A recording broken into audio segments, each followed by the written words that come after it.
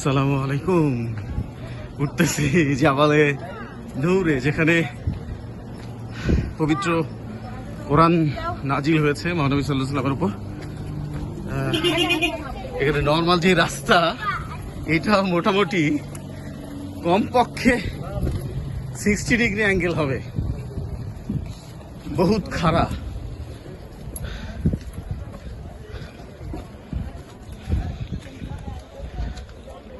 আচ্ছা, দেখি আল্লাহ ভরসা কতদূর কি হয়।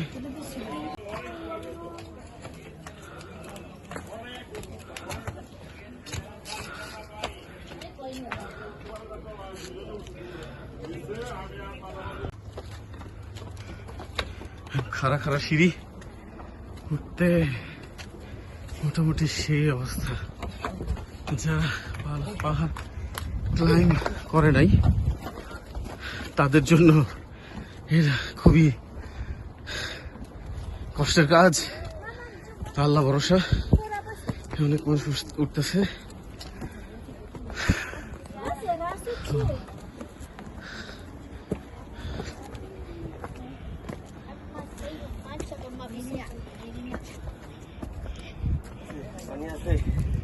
আছে আছে, থ্যাংক ইউ।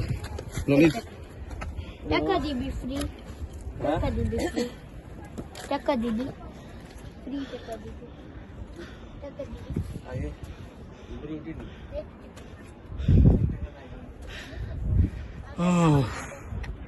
সেই লেভেলের কষ্ট আল্লাহ নবী করছিল। এখন আমরা এই যে উঠে অবস্থা খারাপ। আল্লাহু আকবার।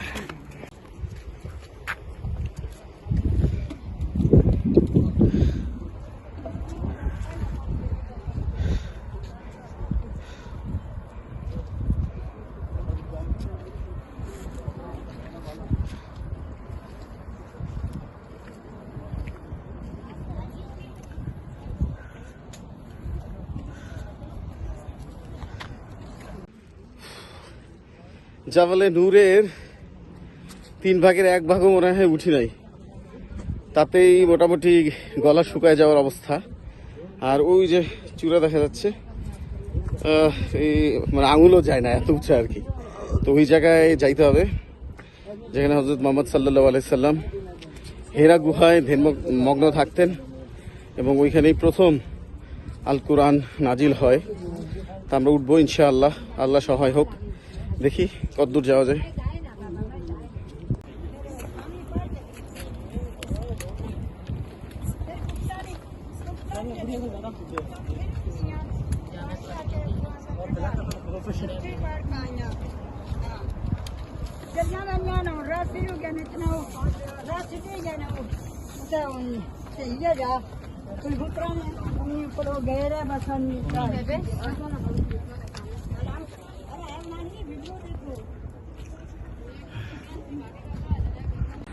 আলহামদুলিল্লাহ, তাও মনে হচ্ছে মাত্র অর্ধেক উঠছি, আরো অনেক উপরে। আর এই যে নিচে ছোট ছোট বাড়ি দেখা যায়, দেখাও যাচ্ছে না। এই যে ওই যে পাহাড়ের চূড়া উঠতে হবে।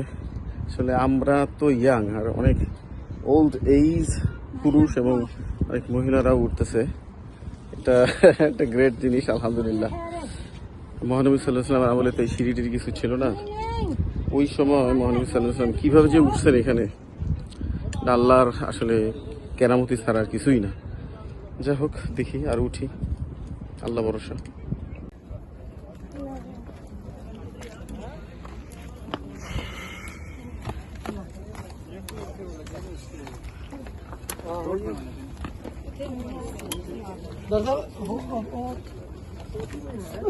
राम से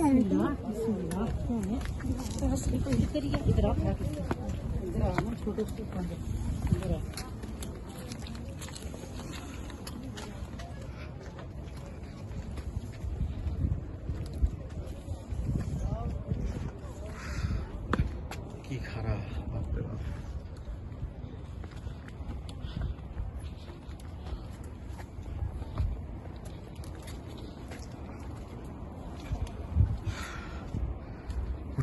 উঠতেছি আল্লাহু আকবার।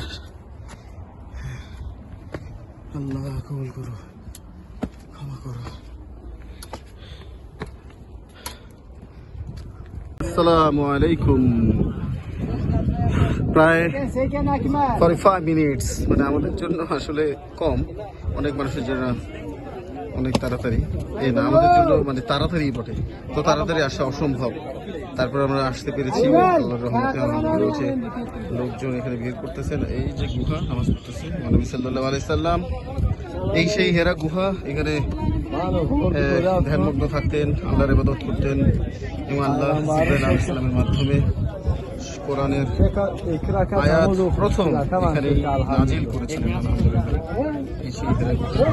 আল্লাহ তাআলা লাখো শুকরিয়া আদায় করছি। আলহামদুলিল্লাহ এটা এইটুকুই, ভিতরে বেশি গর্ত নেই, বেশি যেটুকু দেখা যায় যে মানুষ এসে নামাজ পড়ে। একজন মানুষ নামাজ পড়তে পারে এট টাইম, সবাই লাইন ধরে আছে, একজন নামাজ পড়তেছে। যাক, পাহাড়ের চূড়ায়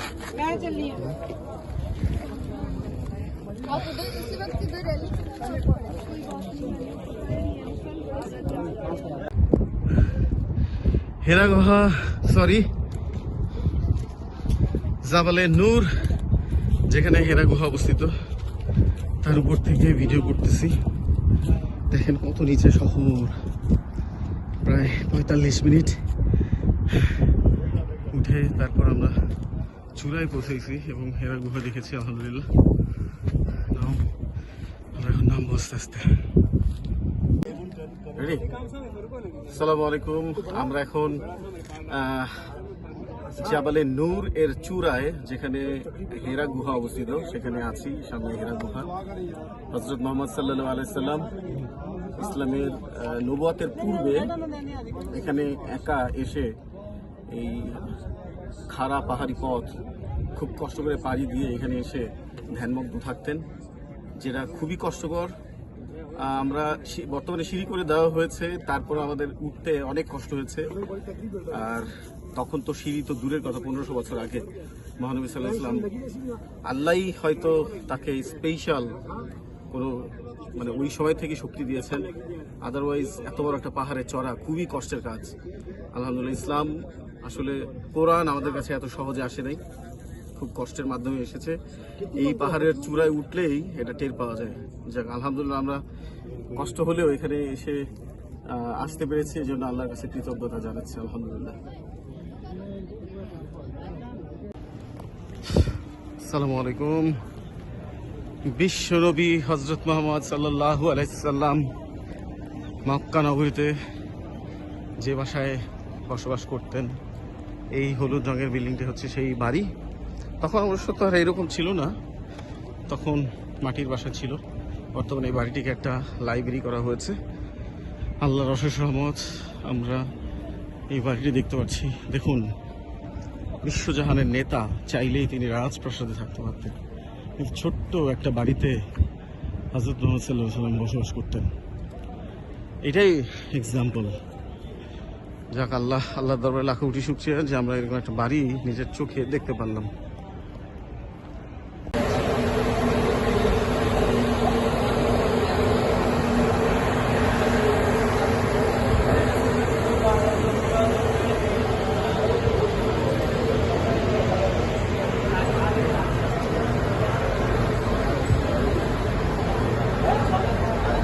এই টাকা বাংলাদেশে উড়ায় সবাই, না?